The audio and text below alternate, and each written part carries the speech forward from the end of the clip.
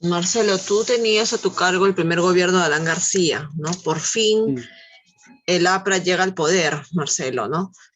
Pero llega en un momento muy complicado, ¿no?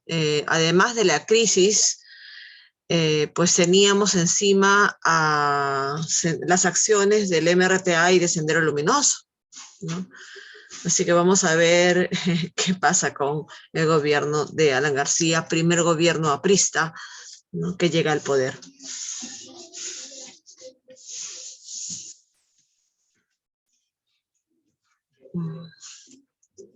¿se ve? Sí, sí, sí, sí.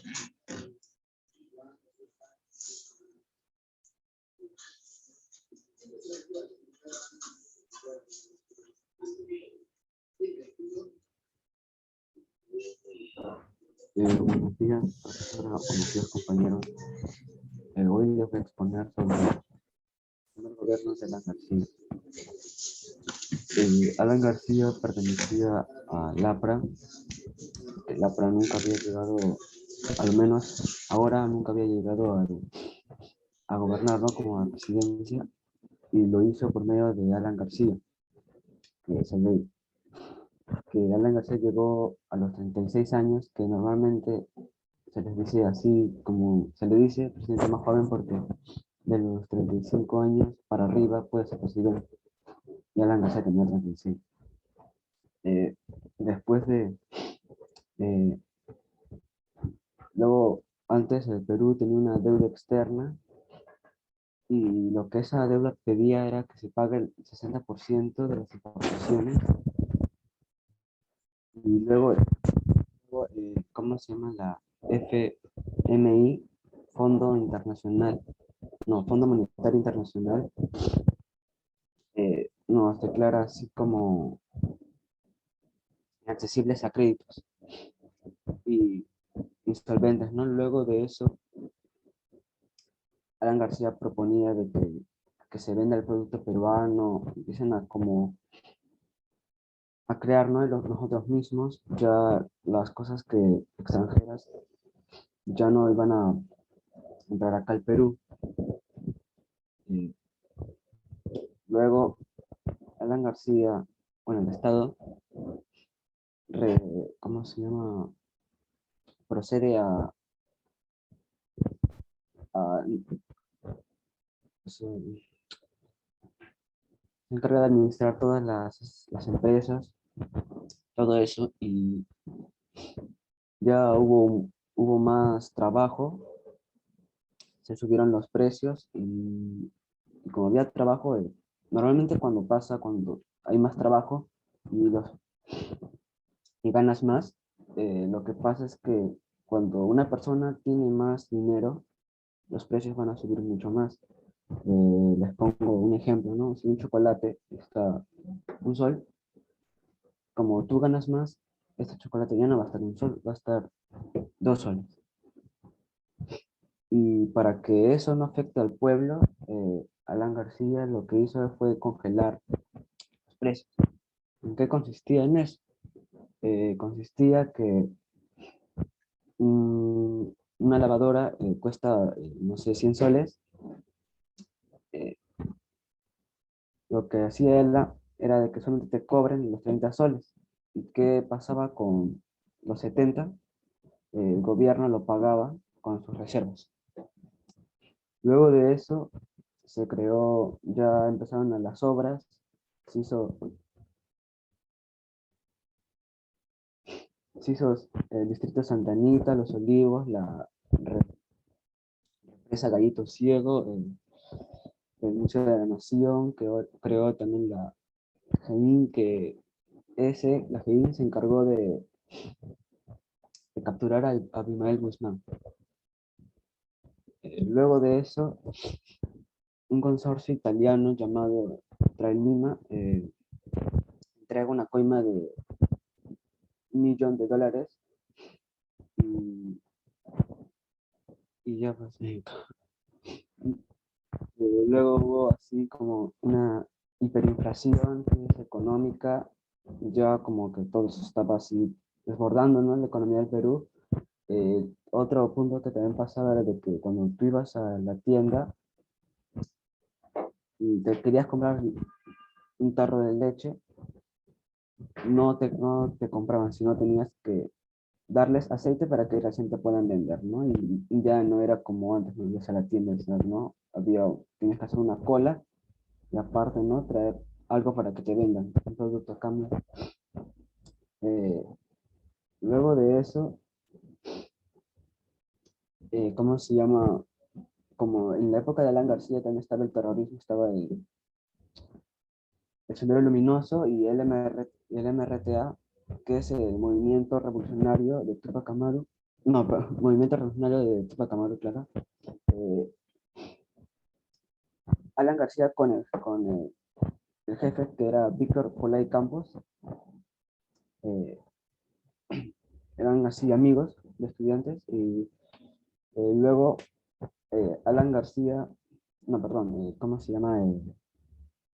Víctor Polay fue capturado en 1989 y en 1990 Víctor Polay escapa de la cárcel 21 días antes de que el gobierno de Alan García terminara.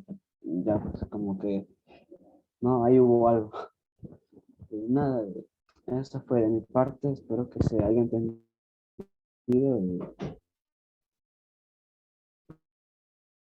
Ok, Marcelo, ok, claro, sí, se te ha entendido, no concreto, pero bueno, has dado datos importantes. El GEIN es el grupo de investigación e inteligencia, ¿no? Que todo gobierno debe tener para casos especiales de espionaje o casos subversivos, ¿no? Es un grupo que investiga y tiene la capacidad también de atrapar en el caso sea necesario, ¿no? Algo que atente contra la seguridad de la nación, ¿no? Ese fue el GEIN, ¿no? El GEIN atrapó a lo que fue Sendero Luminoso, pero no, no en el gobierno de Alan García, ¿no? Sino en el siguiente gobierno, ¿ok? También hablaste sobre la creación del distrito de Santa Anita, ¿no? Hablaste sobre la política ferroviaria de Alan García, ¿no? Él inaugura el famoso tren eléctrico que hoy utilizamos, ¿no? Pero recién lo utilizamos, creo que hace 5 años, creo que se utiliza el tren Sí, eléctrico, porque o 4, tenía pocas vías. ¿no? Se le faltaba una, pues el proyecto estuvo bueno, ¿no? Hay muchos gobernantes que tienen proyectos buenos, ¿no? Fernando Belaúnde Terry tuvo muchos proyectos buenos que al final no se realizaron o que terminaron mal, pero la intención estuvo buena, ¿no? Pero también habían actos de corrupción. Los gobiernos también tienen actos de corrupción. Fernando Belaúnde Terry sabemos que también tuvo su Brey Pariñas, ¿no? Pues Alan García también tiene actos de corrupción y además fue sospechoso que este líder del MRTA saliera de prisión, ¿cierto? ¿No? Porque se dice que tienen un grado de amistad, dice que tenían un grado de amistad. No se sabe, no hay pruebas exactas de esto, ¿no? Pero vamos a ver qué es lo que pasa. ¿Ya? Vamos a continuar entonces, gracias. Continuamos con Macarena, ¿no? Porque ahí viene el gobierno de Alberto Fujimori. Macarena, ¿puedes compartir tu pantalla?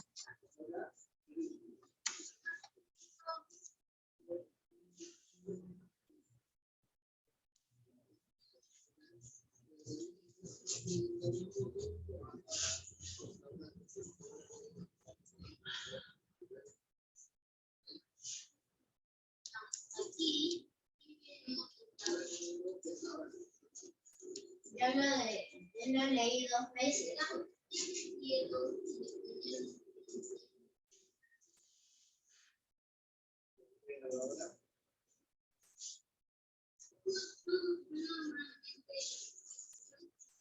Mi se ve. Sí, hija. Bueno, lo he leído.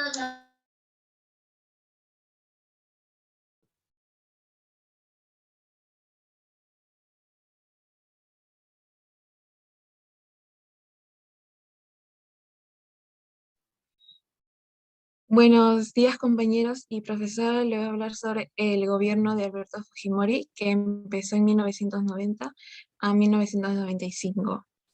¿Quién es Alberto Fujimori? Alberto Fujimori es político e ingeniero agrónomo peruano-japonés. El gobierno de Alberto Fujimori comenzó en el año 28 de julio de 1990. Posteriormente se desvinculó a las agrupaciones que habían desde el inicio, ¿no? Este político de gobierno defendió a la asesoría del Fondo Monetario Internacional y luego de un gobierno estadounidense, luego de Vladimiro Montesino, que estaría a tomar un rol determinado de un gobierno. El autogolpe de Estado, que en la fecha de 5 de abril de 1992, tras la campaña de privilegio contra el Poder Prejudicial y el Congreso, Fujimori había dado un golpe de Estado cerrando el Congreso.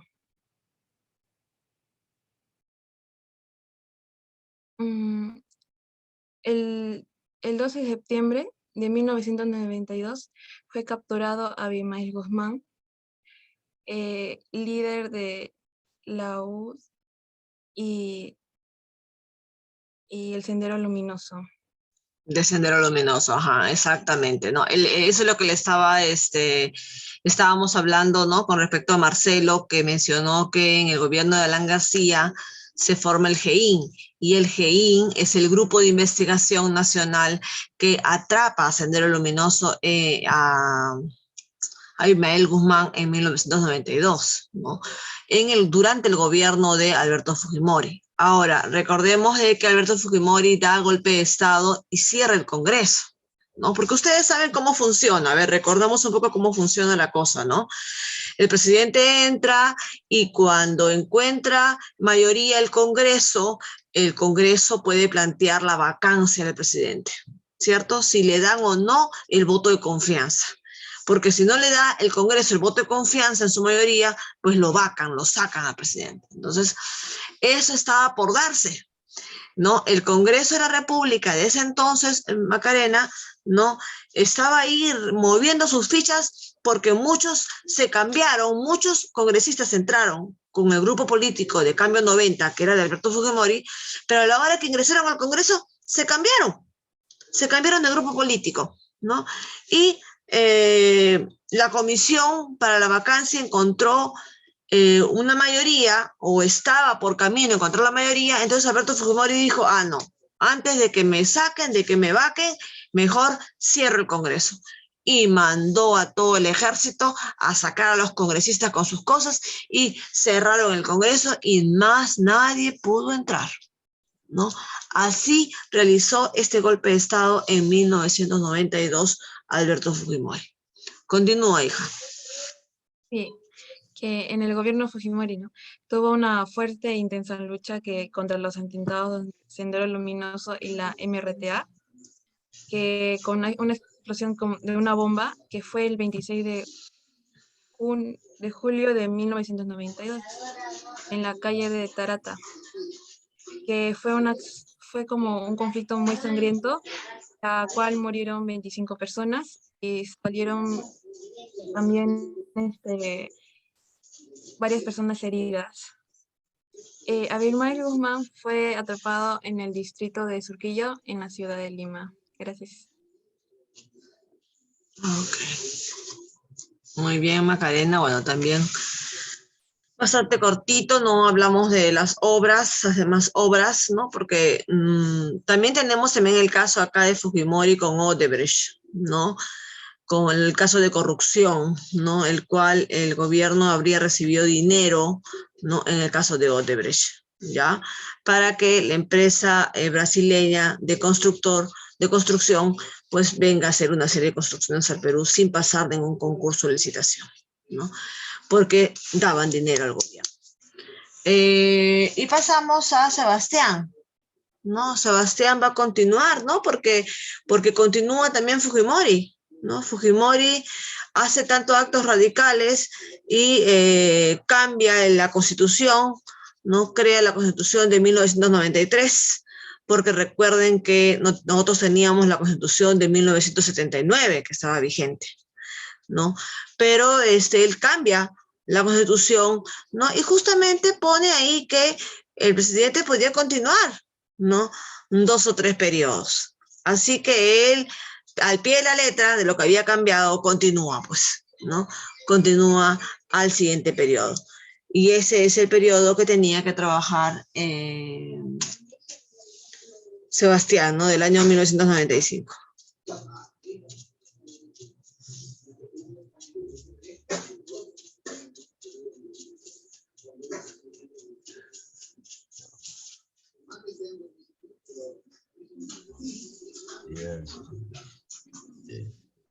Esto del gobierno de Alberto, ¿no? Del 95 hasta el 2000, de editorial, ¿no?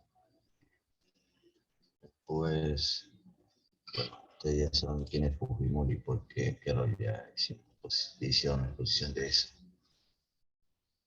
Pues, pues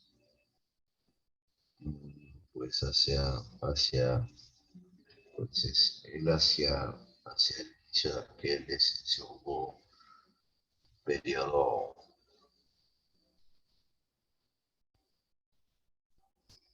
pues en noviembre del mismo 2000, pues la evolución de los escándalos de corrupción para ganar las elecciones, de corrupción para ganar las elecciones, sospechas de tráfico de armas y sobornos armados de Alberto Fujimori renunció a la presidenta de la República por el decreto del Tokio, Japón.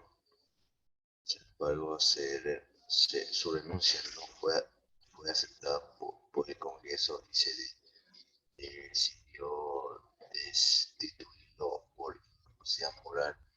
Se dio lugar la asociación legal y asumió el poder Valentín Paniagua, presidente para quien se gobierna la tradición.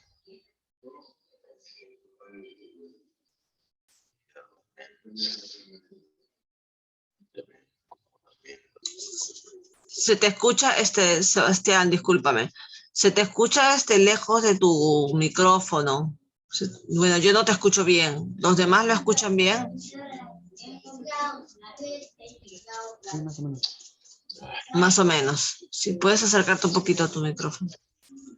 Que mi micrófono está aquí, pues, no sé qué. Ahí, ahorita se te escucha mejor de lo que estabas hablando. Okay, retrocede un poco, hijo, tu exposición y continúa.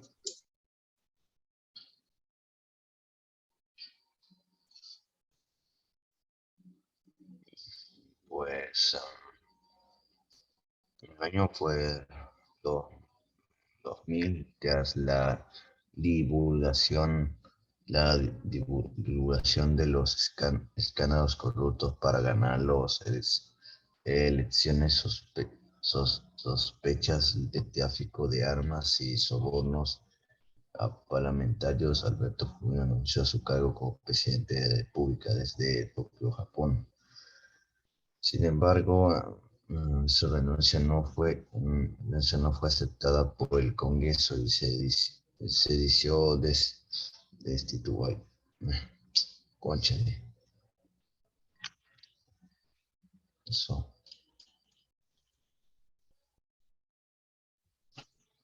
No, sin embargo, su renuncia no fue aceptada por el Congreso y se decidió destituirlo por la capacidad moral.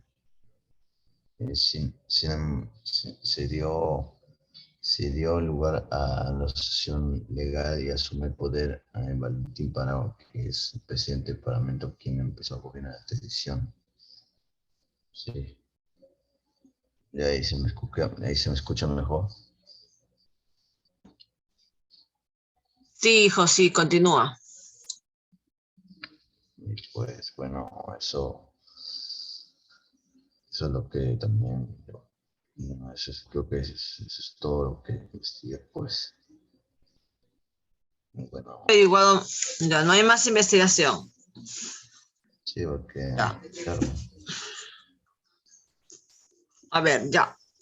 En el año 2000 justamente se hace unas nuevas elecciones, ¿no? Pero él ya tenía, ¿no?, una investigación, Alberto Fujimori tenía una investigación por fraude del año 95. Es decir, habían encontrado, ¿no?, sufragios, ¿no?, marcados de cambio 90, ¿no?, nueva mayoría, creo que es como, no sé cómo se llamaba su partido político, ¿no?, y firmas, ¿no?, firmas falsas.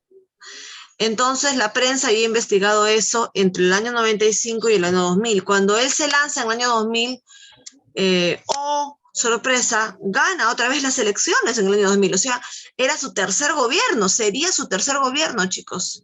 Su tercer gobierno.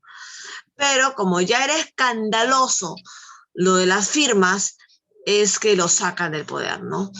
Y él huye, ¿no? Él huye en avión, huye, sale del país y empieza pues una marcha social que la lidera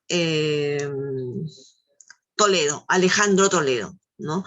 En el 2001 nuevamente se declara elecciones y entra Toledo, Alejandro Toledo entra como nuevo gobernante del país, de un país con bastante turbulencia, con bastante desorden, ¿ok? Muy bien, Sebastián, cumpliste, ¿no? Cumpliste.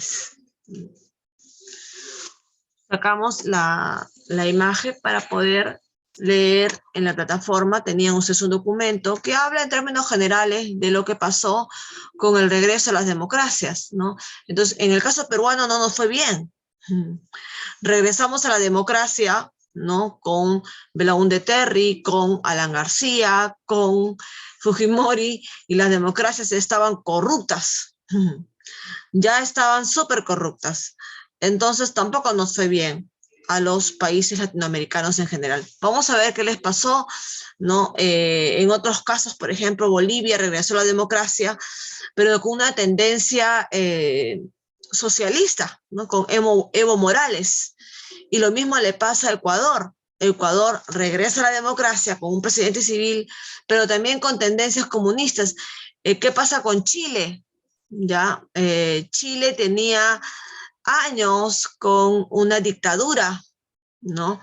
Vamos a ver qué es lo que pasa con los demás países latinoamericanos y esta supuesta nueva época del regreso a las democracias entre 1980 y 1990 y la última década del siglo XX, ¿no?, al 2000, ¿ok?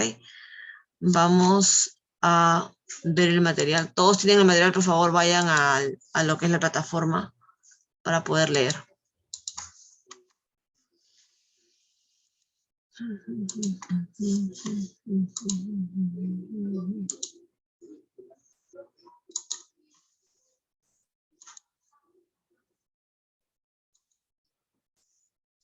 Me avisan si ya están en la plataforma.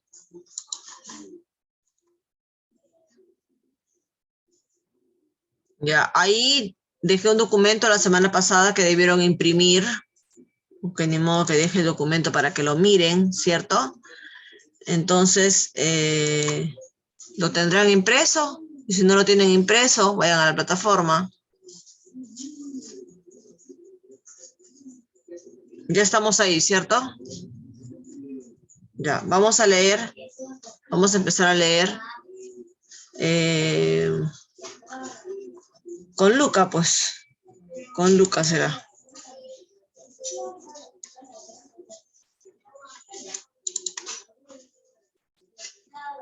Necesito que impriman esa ficha y que me manden la foto de la ficha impresa y pegada al cuaderno, aparte de un trabajo que van a hacer hoy día.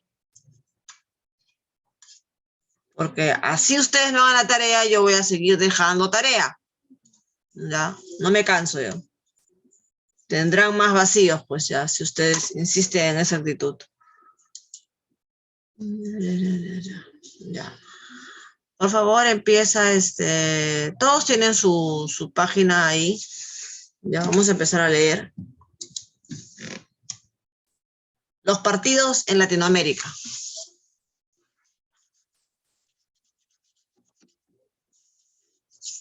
¿Te ubicaste, Luca? Sí, sí. Ya, rapidito, por Un favor. momento que tengo que hacerle su...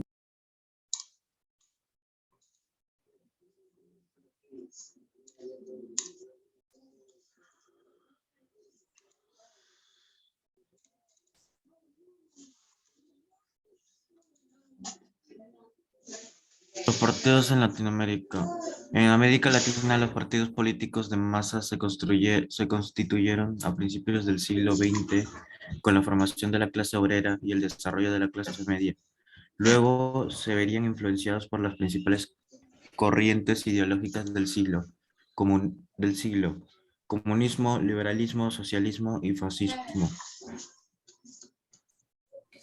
En Argentina, los principales partidos políticos son la Unión Cívica Radical, fundada en 1891, y el Partido Justicialista, fundado en 1946, que agrupa a los seguidores de Juan Domingo Perón. El justicialismo incluye sectores tan diversos hasta el punto que, por ejemplo, en las elecciones del 2003 hubo tres candidatos justicialistas que compitieron entre sí en las elecciones generales, incluyendo a un populista de derecha como Carlos Menem y a uno de Menem. izquierda, Menem, y a uno de izquierda como Néstor Kirchner, Kirchner. quien finalmente triunfó. ¿Sigo? Sigue, hijo. Sí. En Chile, durante la dictadura de Augusto Pinochet, se formó la Concertación de Partidos por la Democracia, una coalición de más de 17 partidos, socialistas, demócrata cristianos y comunistas, que se aliaron para derrotar a la dictadura en las elecciones generales de 1989. La Concertación se mantuvo en el poder desde 1990 hasta el 2010, cuando Sebastián Piñera logró la presidencia con la Coalición por el Cambio, una alianza de partidos de derecha. En las elecciones del 2013, los partidos de la Concertación se agruparon en un nuevo frente denominado Nueva Mayoría, que logró la victoria con la candidatura de Michelle Bachelet. En México, el Partido Revolucionario Industrial PRI. Institucional. Institucional PRI. PRI, el PRI. Representa un caso. Ustedes han visto, ya les he dicho, hay una serie que hace esta chica Kay del Castillo, esta actriz mexicana. En esta película habla del PRI, la esposa del presidente. Yo ya se le he recomendado, la esposa del presidente, ¿no? El PRI habla sobre el grupo, el partido político, el PRI, ¿no? Partido Revolucionario Institucional, ¿no? Fuerte, ¿ah? Fuerte el PRI. Continúa, Luca.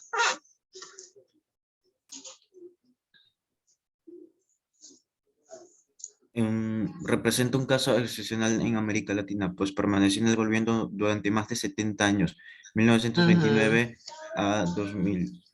En las elecciones del 2012 recuperó el poder con la elección de Enrique Peña Nieto como presidente. Ok, ajá. Peña Nieto también era parte del PRI, ¿no?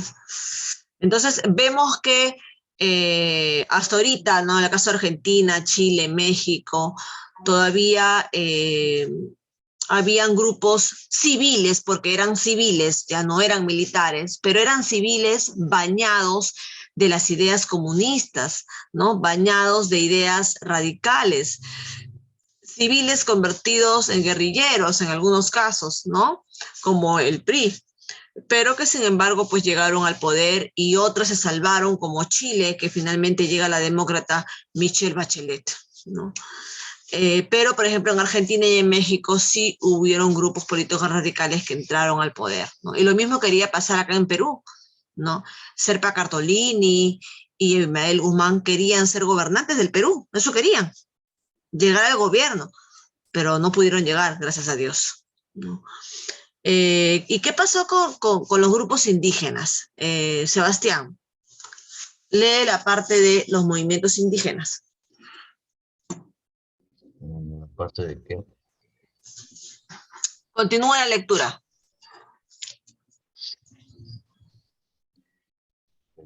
pues,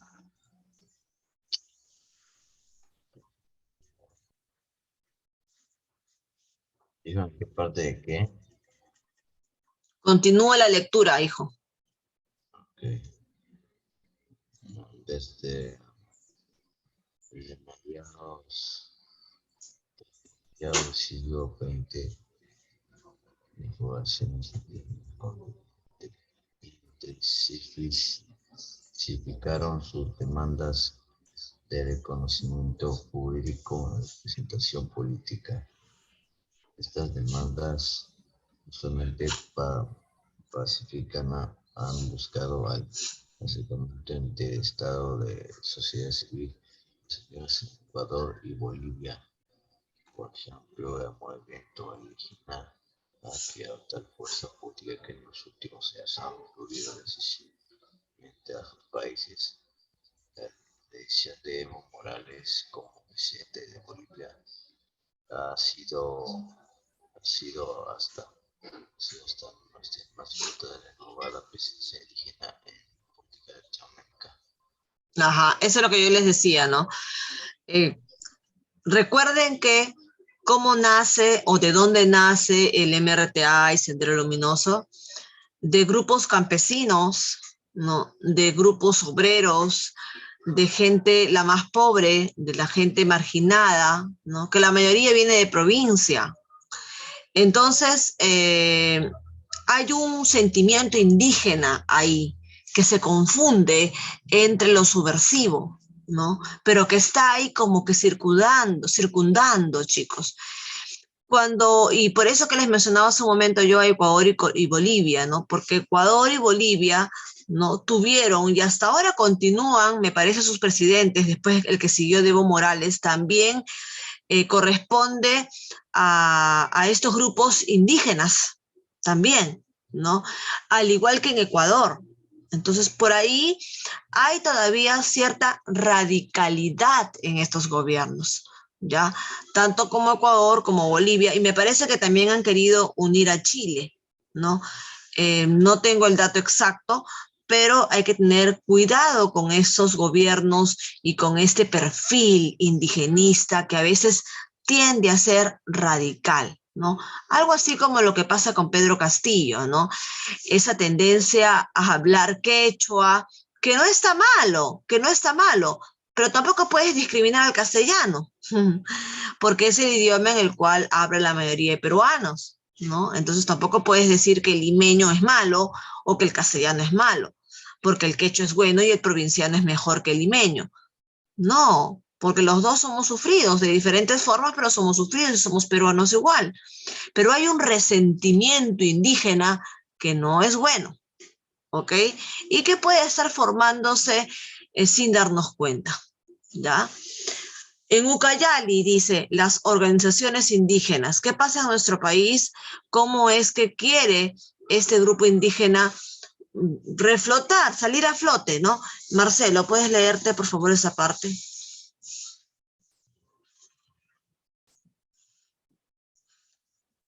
De Ucayali. Sí. Ucayali y las organizaciones indígenas. Desde el inicio de los indígenas amazónicos insistieron en reivindicar su identidad étnica. No se trataba solamente de la propiedad sobre sus tierras, sino que buscaban defender sus propios valores y culturas, sus idiomas, su forma de ver el mundo y, por supuesto, también sus territorios, que incluyen los bosques, Cochas, lo que dice. Cochas, sí, cochas. Incluyen los bosques, cochas y otros recursos. Y otros recursos. La primera nueva organización indígena en la Amazonía peruana fue el Consejo Amoesha. Amoesha, creado en 1969. Meses después se crea Chapi Chihuahua, Jumbo del pueblo Aguajún. Aguajún, Achuarti. Achuarti, Lijundramo del pueblo Achuar y la central de comunidades nativas de la selva central. Sencosec se llama. Sencosec. Sencosec del pueblo Ashaninka, y desde entonces se ha seguido formando decenas de federaciones y asociaciones locales en distintas partes de la región amazónica. Sigue, hijo. Hacia fines de la década de 1970, los líderes indígenas que representaban a estas organizaciones se dieron cuenta de la necesidad de unirse y conformar una instancia de representación a nivel nacional. Así surgió la AIDEPSEP, Asociación Interétnica de Desarrollo de la Amazonía peruana. Ahí nos detenemos, Marcelo, nos detenemos ahí, ¿no? ¿Qué es lo que nos quieren decir en esta parte, hijos? Es que los grupos indígenas quieren tener representatividad en la política peruana. Ellos están buscando hace muchos años organizarse. No es que ellos estén con los brazos cruzados, no. Nuestros grupos, especialmente nuestros grupos, ustedes ya conocen los cientos de grupos étnicos que hay en el Perú. Ya, esos grupos étnicos de los que hemos hablado ya en otros cursos y en otros horarios, ¿no? Están buscando organizarse políticamente. Quieren llegar al gobierno, quieren ser parte de la política peruana. Eso está bien, está bien. Lo que no está bien es marginarlos ni que nos marginen. Ellos ven a un limeño y parece que ven al diablo. No, es limeño corrupto, limeño mentiroso, limeño malo, ¿no? Limeño racista. Y no todos los limeños somos así, ¿no? Entonces, lamentablemente, cuando ellos llegan al poder, llegan con sus ideas radicales, cuadriculados. Eso es lo que está mal, ¿no? Y hay que ver los medios para poder cambiar esta historia. Aquí se ha quedado el Perú se ha quedado en esto, en la intención de que estos pueblos indígenas se organicen y lleguen a las mayorías o al poder de alguna manera, ¿no? Eso es lo que se quiere, ¿ok? Entonces, en esa parte del regreso a la democracia, no vamos a quedar ahí, ¿no? Lo que les voy a pedir a ustedes es que impriman las dos fichas y que subrayen las ideas principales de las dos fichas. Luego lo que les voy a pedir es que me pongan una idea importante, un hecho importante de cada gobierno visto en las exposiciones.